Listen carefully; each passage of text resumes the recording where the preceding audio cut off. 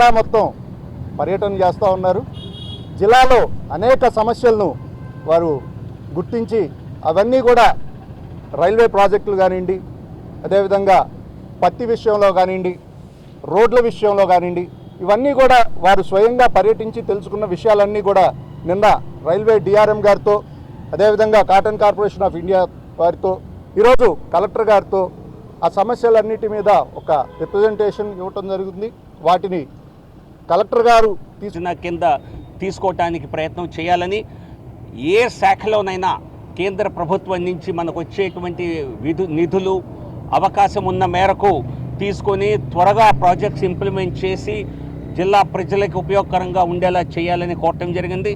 ఈ సమావేశంలో నాతో పాటు మరి గుంటూరు పార్లమెంట్ జిల్లా అధ్యక్షులు రామకృష్ణ గారు, నరసరావుపేట పార్లమెంట్ అధ్యక్షులు సైదారావు గారు, అలాగే టొబాకో బోర్డు చైర్మన్ రఘునాథ్ బాబు గారు, మాజీ మంత్రి రావెల కిషోర్ బాబు గారు, వీరు కూడా వచ్చి, అలాగే సుధాకర్ యాదవ్ గారు, వీళ్ళందరూ వచ్చి ఈ ప్రాంతాల సమస్యల్ని కూడా కలెక్టర్ గారి దృష్టికి తేవటం జరిగింది. మంచి వాతావరణంలో ఈ మీటింగ్ జరిగింది. జిల్లా ఇక్కడ రాజకీయాలకు అతీతంగా సేవాభావంతో అభివృద్ధి లక్ష్యంగా కేంద్ర ప్రభుత్వం చేసేటువంటి అభివృద్ధిని అంతా పూర్తిగా ఇక్కడ రాష్ట్ర ప్రజలకి ఉపయోగపడేలా, జిల్లా వాసులకు ఉపయోగపడేలా మేము ఈరోజు ఈ ఇనిషియేటివ్ తీసుకోవటం జరిగింది. ఇలాగే రాష్ట్ర వ్యాప్తంగా అన్ని జిల్లాల్లో కూడా మా నాయకులు అభివృద్ధి పథకాలని, ప్రాజెక్ట్స్ని గుర్తించి అవి త్వరితగా అమలయ్యేలా మా వంతు కృషి చేయడానికి ఈరోజు ఈ మీటింగ్ జరిగింది. చాలా బాగా జరిగింది. ఖచ్చితంగా ఫాలోఅప్ కింద మేము రిక్వెస్ట్ ఏవైతే చేసామో అవన్నీ కూడా కార్యరూపం దాల్చేదాకా రాష్ట్ర ప్రభుత్వంతో రివ్యూ చేస్తూ ఉంటాను. అలాగే కేంద్ర ప్రభుత్వం నుంచి కూడా ఈ ప్రాజెక్టులన్నిటి గురించి సహాయ సహకారాలు తీసుకొని ముందుకు తీసుకువెళ్ళటం జరుగుతోంది. ఈఎస్ఐ హాస్పిటల్ విషయంలో ఆల్రెడీ కేంద్ర లేబర్ మంత్రి మరి భూపేందర్ యాదవ్ గారిని కలిసి ఈ హాస్పిటల్ నిర్మాణం త్వరగా పూర్తయ్యేలా రాష్ట్రంలో 7 హాస్పిటల్స్ నిర్మాణం చేయడానికి కేంద్రం మంజూరు చేసింది. ఇవన్నీ త్వరగా జరిగేలా గుంటూరు ప్రాంతంలో కూడా ఒక కొత్త హాస్పిటల్ త్వరగా వచ్చేలా మా వంతు కృషి చేస్తున్నాం. ఇది కాకుండా ట్రైబల్ పాకెట్స్ ఏవైతే ఉన్నాయో ఈ జిల్లాలో, మరి జిల్లా రాష్ట్రంలోనే ట్రైబల్ పాపులేషన్లో దాదాపుగా 4వ నంబరు 5వ నంబర్లో ఉన్నది. 5% ప్రజలు ఈ జిల్లాలో షెడ్యూల్డ్ ట్రైబ్స్కి తెగలకు చెందినవారు. కానీ దురదృష్టకర విషయం ఏంటంటే ఈ జిల్లాలో ఉన్నటువంటి ట్రైబల్ పాపులేషన్ వారి నీడ్స్కి రావాల్సినటువంటి ఫోకస్ గతంలో రాలేదు. దీనిలో ఇక్కడ మరి ఏకలవ్య లాంటి పాఠశాల రాష్ట్రంలో 28 నిర్మాణం జరిగితే గుంటూరులో ఒక్కటి కూడా లేదు. సో కాబట్టి నేను ట్రైబల్ మినిస్టర్ని త్వరలోనే కలిసి కేంద్రంలో కూడా ఈ ప్రాంతానికి ఉన్నటువంటి షెడ్యూల్ ట్రైబ్స్ అవసరాల మేరకు అటువంటి స్కూల్ నిర్మాణం ఒకటి చేపట్టాలని, అలాగే మరి ఇంకా విద్యా అవసరాలు దృష్టిలో పెట్టుకొని కేంద్ర ప్రభుత్వ సంస్థలు ఏమైనా ఒక కేంద్రీయ విద్యాలయ రొంపిచెర్లలో నిర్మాణం కోసం ఆల్రెడీ ప్రతిపాదనలు కేంద్ర పరిశీలనలో ఉన్నాయి. ఇవన్నీ త్వరలో కార్యరూపం దాల్చి మరి అడ్మినిస్ట్రేటివ్ డిలేస్ కారణంగా మరి అవకాశాలు మనం చేజార్చుకోకుండా ఇవన్నీ త్వరగా ఇంప్లిమెంట్ అయ్యే దిశగా మా వంతు కృషి చేస్తున్నాం. అలాగే అనేక నేషనల్ హైవేస్, దీని మధ్య కేంద్ర మరి రోడ్ల శాఖ మరి కార్యదర్శిని కూడా కలిసి ఏ హైవేస్ నిర్మాణం దశలో ఉన్నాయో, డిపిఆర్ దశలో ఉన్నాయో అవన్నీ త్వరగా పూర్తి చేసి ఈ జిల్లా ప్రజలకి, రాష్ట్ర ప్రజలకి ఉపయోగపడేలా చేయాలని కోరటం జరిగింది. కేంద్రం నుంచి రాష్ట్రానికి వచ్చే అవకాశం ఉన్నటువంటి వాటి పూర్తి స్థాయి మరి ప్రయోగం పూర్తి స్థాయి వాటి సహకారం మనకు లభించేలా, లబ్ధి చేకూరేలా మా వంతు కృషి చేస్తున్నాం.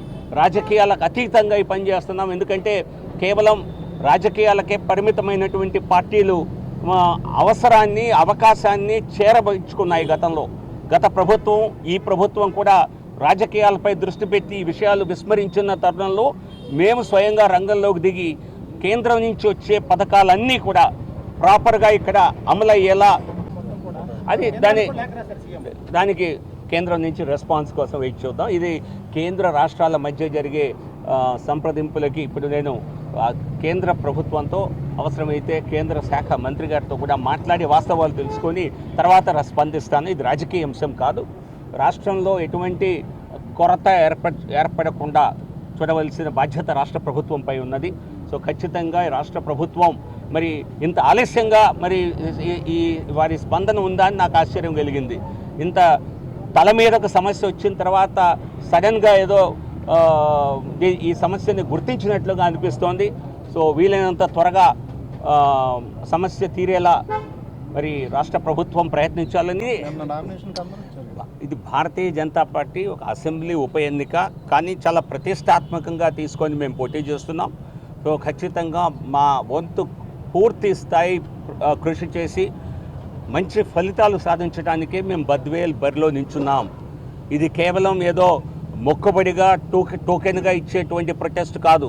మేము చాలా తీవ్రంగా ఈ రాష్ట్ర ప్రభుత్వ పనితీరుకి, ప్రజా వ్యతిరేక నిర్ణయాలకు వ్యతిరేకంగా ప్రజలు తీర్పు ఇవ్వటానికి ఇది ఒక సదవకాశంగా దీన్ని భావించి ఇక్కడ పోటీల ఎన్నికల్లో పెట్టాం. ఈ అడ్జస్ట్మెంట్ పాలిటిక్స్కి, వంశపారంపర రాజకీయాలకి మేము చాలా వ్యతిరేకం. ఇదేదో అబ్బాయి తర్వాత బాబాయ్, బాబాయ్ తర్వాత అమ్మాయి ఇచ్చుకోవటానికి ఇదే మీ కుటుంబ రాజకీయాలు, మీ కుటుంబ సంపద కాదు, వ్యాపారం కాదు. రాజకీయం అంటే రాజకీయాల్లో మరి ఉప ఎన్నిక వచ్చినప్పుడు వారు అభ్యర్థిని ఎవరినైనా నించోబెట్టచ్చు, ప్రజలు నిర్ణయిస్తారు. అంతేగాని వీరి నుంచుంటే మేము పోటీలో నుంచి తప్పుకుంటాం అన్నది వారసత్వ సంస్కృతి. దీనికి బీజేపీ పూర్తిగా వ్యతిరేకం. అందుకే మేము ఈ బరిలో నించున్నాం.